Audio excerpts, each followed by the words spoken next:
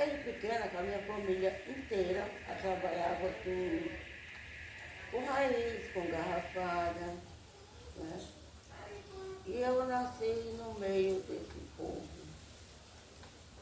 tão conhecedor, né, dessas coisas todas. Sempre um chazinho daqui, um chazinho dali, onde as pessoas se curavam, né, porque o natural é isso. Existem umas pessoas que são coroadas exatamente para esse tipo, né, que são os doutores naturais, né? Não precisamos ir para a faculdade, não precisamos ir para canto nenhum, não precisamos estudar, nascemos. E assim, chega uma pessoa, faz fazer a reza, a gente reza, aí a gente é intuída por um preto velho quais são as raízes ou as folhas melhor para aquela pessoa. E daí cada dia é um dia diferente, é uma experiência nova, né? E nisso vai se crescendo. Às vezes você pode chegar aqui e dizer que está com uma doença. Eu já sei o que é bom para aquela doença. Quando vou para a dispensa, some todas aquelas ervas e vem uma nova intuição do que se pode se fazer para você melhorar mais rápido. No ano de 1974, se eu não me engano, houve a Conferência Mundial de Alma-Ata, onde a Organização Mundial de Saúde atestou que diversos países do mundo usavam as práticas integrativas e complementares em saúde para tratar seus problemas. Quase cerca de 85%, se eu não me engano, era 80% da população mundial fazia uso dessas práticas.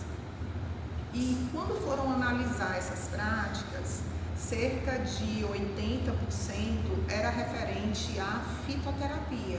E o que é a fitoterapia? É o uso de plantas para tratar problemas de saúde. Daí, então, a OMS disse que os países deveriam pesquisar o uso dessas plantas, para que essas plantas pudessem ser validadas cientificamente e, a partir daí, pudesse se propor um uso seguro dessas espécies para a saúde dessa mesma população. Então, no Brasil, se formaram vários grupos de pesquisa, mas no Nordeste se formou, né, um grupo de pesquisa de plantas medicinais, né, com o aval do governo brasileiro, com o aval de diversos órgãos, né, CNPq, entre outros. E aqui no Nordeste, o professor Francisco José de Abreu Matos, junto com o professor Afrânio Craveiro, que era químico, junto com o professor Afrânio Fernandes, que era um botânico, então o professor Abreu Matos, farmacêutico, então era um farmacêutico, um químico e um botânico, participaram desse projeto. Claro que teve outros profissionais, engenheiros agrônomos, médicos, outros farmacêuticos, mateiros, pessoas da comunidade, indígenas, quilombolas, entre outros tantos, que se juntaram e foram atrás dessas informações. O professor Matos, num momento mesmo assim de muita reflexão, ele disse: como é que eu vou voltar essas informações? Eu tenho que retornar essas informações para a comunidade. Por exemplo, o povo usa mastruz com leite, mas o mastruz tem um componente chamado ascaridol, que 4,5 gramas é capaz de matar um ser humano de 60 quilos. Então, como é que eu vou propor um uso racional, um uso equilibrado de um mastruz, sendo que isso é cultura na minha região? A pessoa não pode consumir uma alta quantidade de mastruz, né?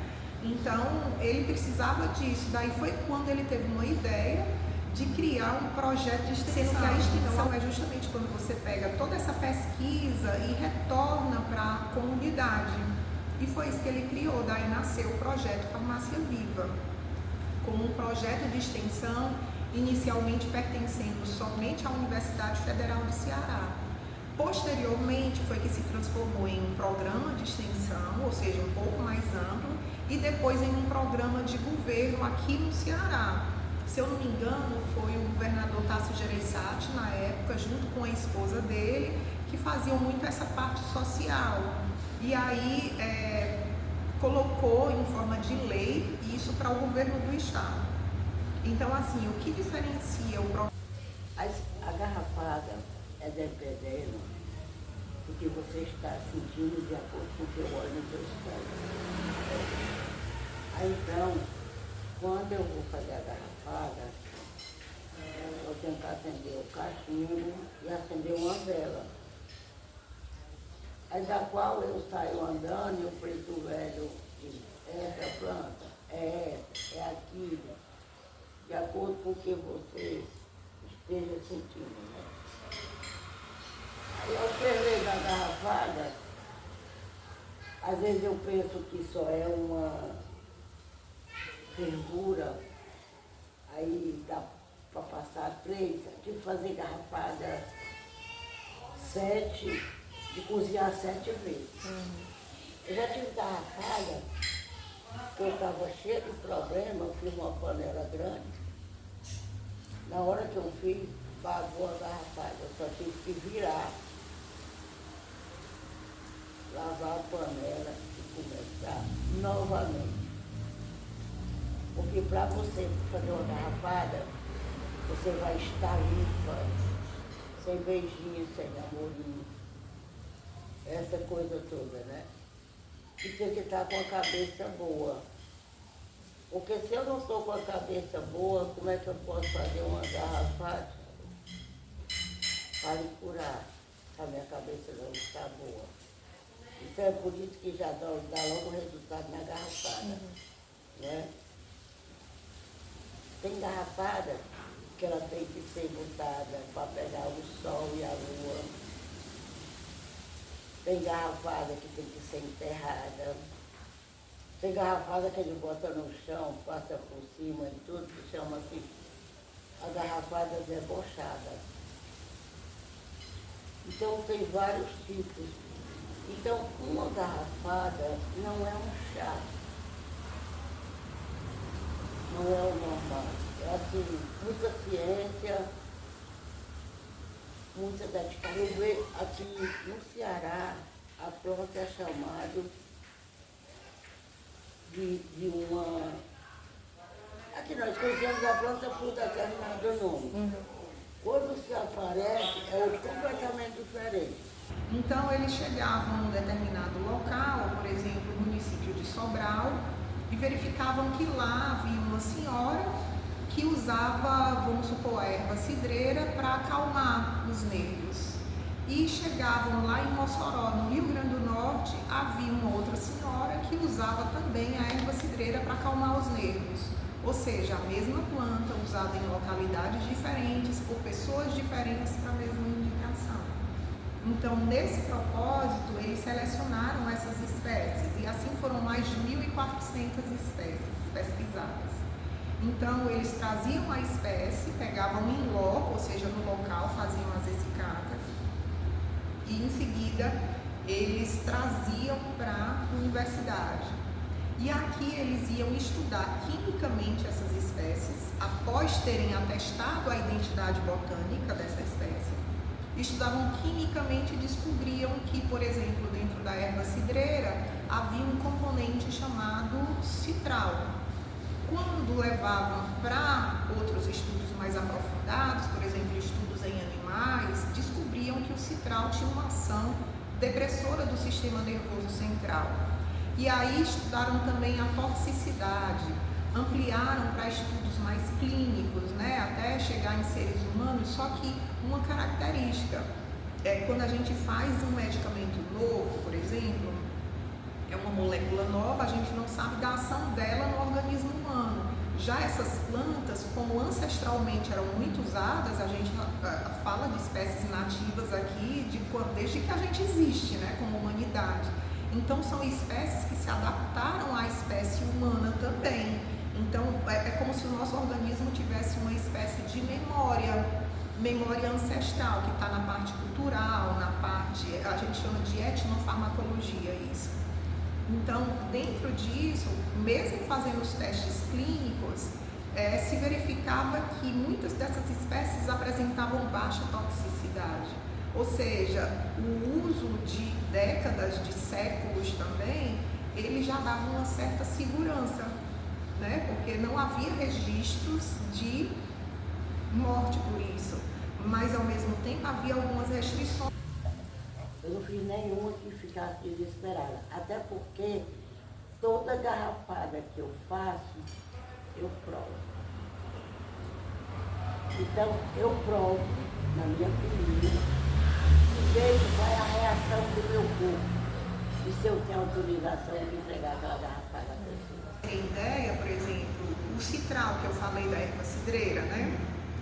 Então, o citral, ele também ocasiona uma prostatite benigna. E daí vem a informação etnofarmacológica que muitas mulheres citaram nos trabalhos do professor Matos, de que o chá de erva cidreira, ou mesmo o chá de capim-santo, que também contém citral, era muito usado como chá acalma-marido, porque ocasionava uma prostatite benigna, o marido perdia um pouquinho o desejo pela mulher, e nisso ela ficava muito tranquila, acalmava o marido, né? E o interessante notar é que o professor Matos, nos estudos dele, também concluiu que se descontinuasse o uso do chá de capim-santo ou do chá de erva cidreira, tudo voltava ao normal, mostrando que o citral tinha de fato essa ação de causar essa prostatite benigna. Da mesma forma, a aloe vera, que a gente conhece como babosa, o uso preconizado e seguro da aloe vera é o uso externo, como um hidratante, um emoliente, um anti-inflamatório. Quando a gente vai ver as pessoas tomando suco de babosa, ela tem componentes que são as antraquinonas que podem ocasionar problemas renais. A questão do mastruz também, o ascaridol em altas doses podem ocasionar problemas, não é? Então, quando você trabalha com uma planta medicinal, é muito importante a identidade botânica daquela planta, saber se aquela planta que eu estou usando é aquela que de fato...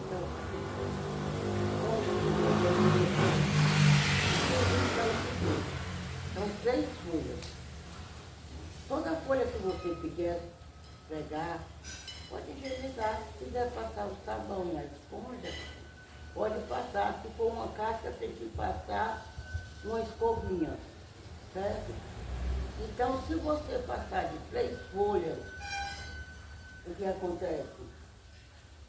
Pode baixar a sua pressão.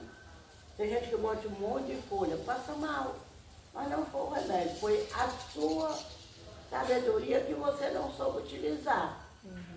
Porque existem as quantidades. Né? O pessoal dizia que antigamente o guiné, ele era um veneno. Hoje não é. O coité era um veneno. E não é o veneno. O coité, você pode pegar 3 folhas de coité, pode se tomar um chá, junto com tipi, com canela de velho, com chapéu de couro. Toda garrafada tem que ter de 7 ervas para lá. De 7 ervas para lá. De 7 ervas para lá. Então é o seguinte, você tem que saber fazer. E outra, nem todos que fazem chá têm mão de cura. Então é muito mais além do que pensamos, né? Do que fazemos. Importante a identidade botânica daquela planta, saber se aquela planta que eu estou usando é aquela que de fato, porque, por exemplo, o capim-santo, o nome científico dele é Cymbopogon citratus. E aí aqui a gente conhece como capim-santo, em São Paulo como capim-limão, no Rio de Janeiro como capim-cidreira, e então ele tem diversos nomes, né? Então esses diversos nomes podem ocasionar problemas, tá bom? A babosa,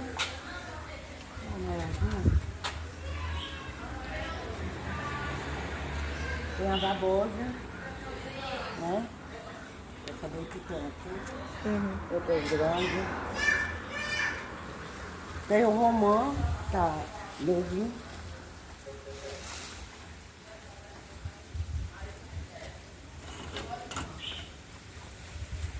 Tem o romã. Uhum. É bom, né? Entra ali.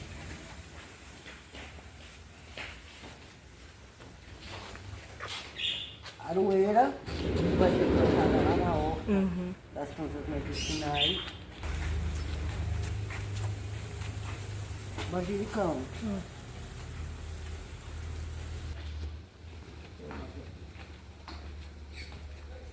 Que é a cavalinha.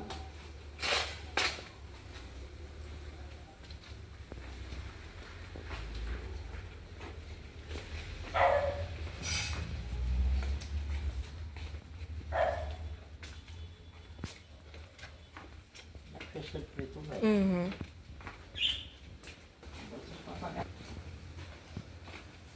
E boldo, da qual é muito boa, é o que eles estão mais usando para evitar o Covid. Ele não é bom só para a barriga, para evitar o Covid. Tem que tomar muito chá de boldo. Deixa eu ver a planta mais bonita. Essa daqui, ele evita a alergia. É muito bom ter perto da sua casa, da sua cama. Uhum.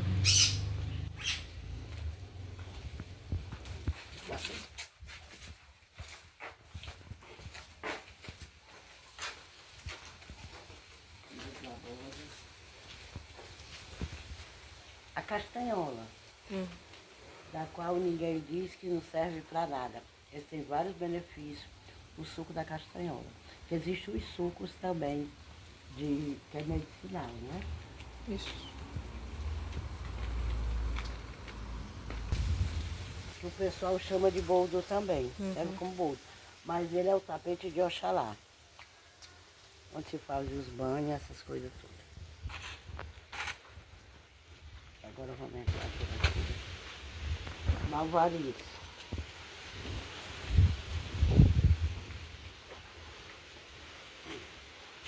Urucum.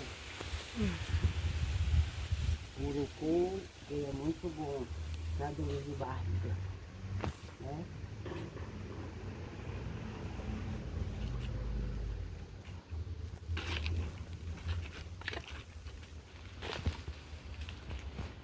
A folha da cana, ótimo para pressão alta. Se tem pressão alta, dá. Uhum. Aqui é a piscilina, Uhum. que é o mesmo efeito daquele remédio que você compra de 500 miligramas, Uhum. qual você vai na farmácia, gasta o dia todinho. Isso aqui é o mesmo efeito. Aqui nós temos o aranto. É a número 1 para combate ao CA. Melão São Caetano.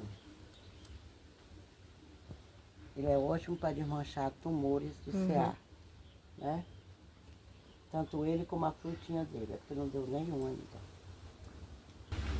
E um pé de limão, Uhum. né? Que o limão, você cortando, fazendo um chá e vitamina C. A corama, que é a folha da fortuna, né? Também é muito bom para lambedores. Alfavaca, além de secar a barriga, é bom para tomar o banho quando está com resfriado. Uhum. Aqui nós temos o pé de algodão branco, que ele é bom para garrafada, para essa parte das mulheres que estão doentes, né? O capim santo tem muitas propriedades, da qual ele acalma, é bom para pressão, para diabetes, escorra tudo. E tem aqui o limão, que ele é totalmente cearense. Olha. É o limão biribiri. Biribiri. Esse biribiri, ele é bom para diabetes, né, só não pode tomar o suco quem tem pressão alta, que ele altera, né? E tem esse pé de ninho, que ele prejudica toda a sua encanação. Mas que na Nigéria, ele é sagrado, porque ele combate a malária. Tem que saber fazer, porque senão se envenena. A mamona, né? Serve para estar uma folhinha quando a perna está muito inchada, a perna, qualquer lugar do seu corpo. E também para dor de cabeça, para amarrar na cabeça. Não se utiliza para dormir. O noni,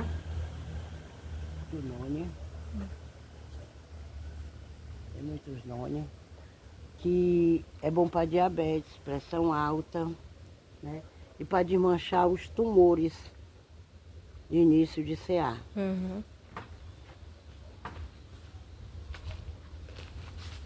E o araruta. O araruta, ele é irmão do... do carimã.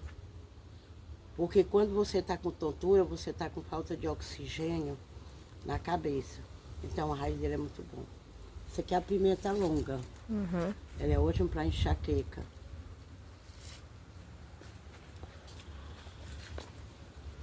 Esse é o pau de Angola. Esse pau de Angola, ele serve para benzer as pessoas. E serve também para fazer chá, quem está com dores, principalmente cólicas. Também a pimenta longa serve também para quem tem cólicas, né? Ali nós vemos o peão branco, né? Esse aqui é o roxo. O algodão roxo. Olha as flores. É o mesmo efeito do outro, só muda a cor. É o querendon. Na reza ele afasta espírito ruim. E como aqui é o roxo, né? Aqui é o roxo. Ele é muito bom para benzimento. Né? Pronto. Essa daqui, ela é comestível. O chá de 3 folhas, todo dia ele combate diabetes. Essa coisa toda aí.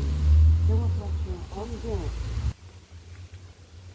A hortênsia, o leite dela sara qualquer ferimento, inclusive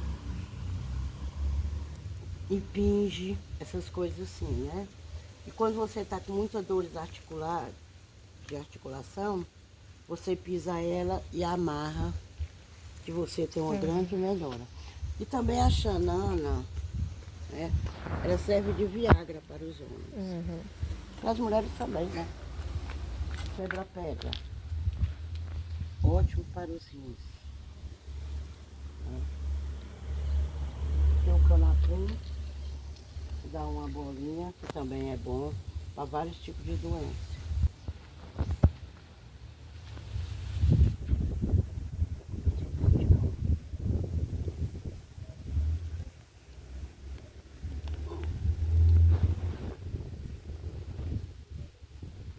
O capim, que ninguém acha que vale nada. Esse capim aqui, essa parte, é bom para todo tipo de doença, todos. O pé de açafrão, que o açafrão também tira toda a inflamação do seu corpo. Que é a planta da felicidade. Felicidade fêmea. Todas as vezes eu tenho uma planta dessa na sua casa. Capito.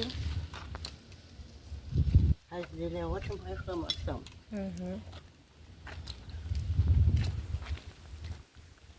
Essa aqui também é porque ela está sem a folhinha. Ela é comestível. É uma planta punk. Se usa na salada. A beroelga. A beroelga também combate vários tipos de doenças. Você pode usar na salada, né? Pode fazer o suco. Olha a erva, o maru, que chama de brejo, né? 3 folhas dessa todinha é bom para diabetes, é bom para pressão alta, Ela é comestível, principalmente isso aqui, para fazer uma farofa.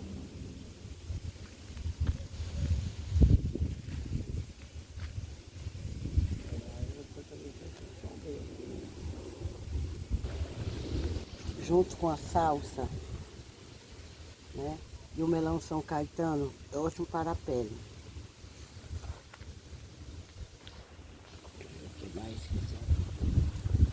Hoje está muito difícil se limpar um mato, porque a maioria dele tudo é remédios.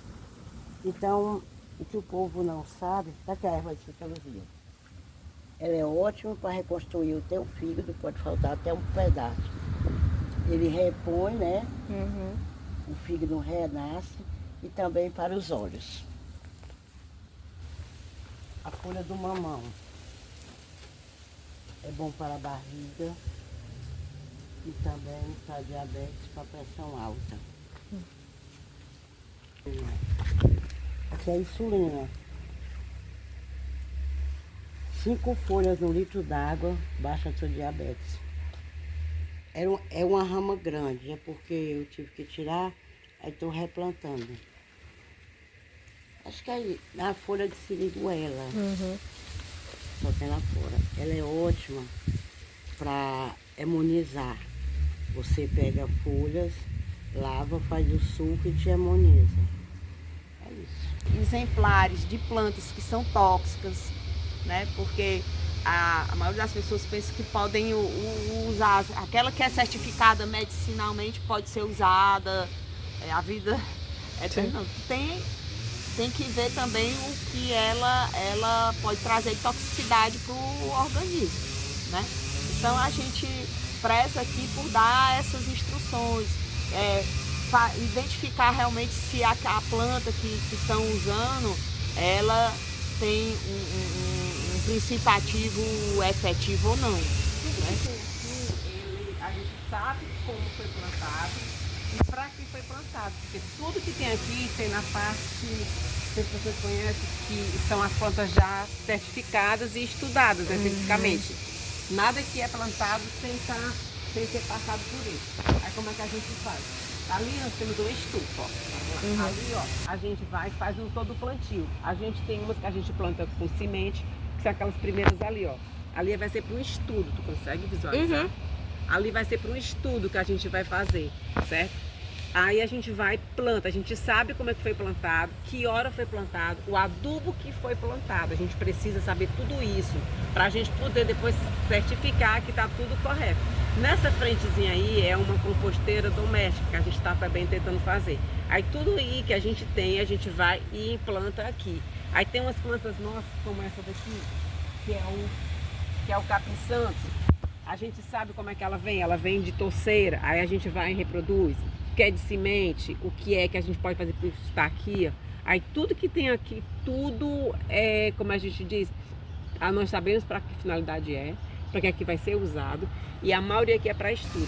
Vamos ter as plantas que são certificadas, né?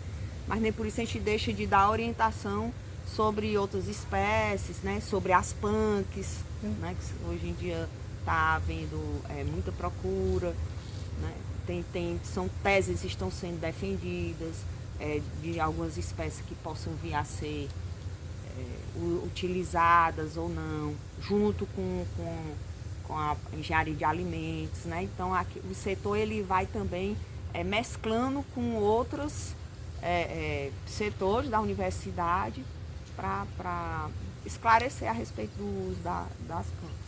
Botando do zero, ó. A gente tirou todo o adubo, colocou só areia, vamos vir com adubo todo peneirado, colocar aqui, aí vamos colocar a cobertura que vai ser de cajueiro, porque a folha do caju ela demora mais tempo para se decompor, para a gente poder aguar, ver quanto tempo ela precisa que ela segura a água. Só para teste, tudo aqui é estudo. Aí depois a gente vai plantar, porque aquela dali a gente está plantando ela por estaquia e por semente. Semente não tem ainda. A gente vai cada um tem o seu, assim, não é cada um, mas eles vão fazer um estudo. Aí a gente começa desde baixo. A gente já fez todo o plantio, estamos tirando o que não presta, para a gente depois fazer um novo canteiro, porque quem faz mestrado são de 2 a 4 anos. Aí tá aqui, ó, aí aqui a gente não botou cobertura morta, aqui a gente já colocou cobertura, que é essa parte que a gente chama aqui, ó, que a gente bota para poder segurar a água, a gente colocou aqui. Aí bem que assim a gente começou do zero, ó, vocês verem como é engraçado. A gente começa do zero para poder ver a potência. As pessoas podem vir também trazendo mudas para que a gente faça a identificação, auxilie na identificação para certificar que se é ou não de uso medicinal.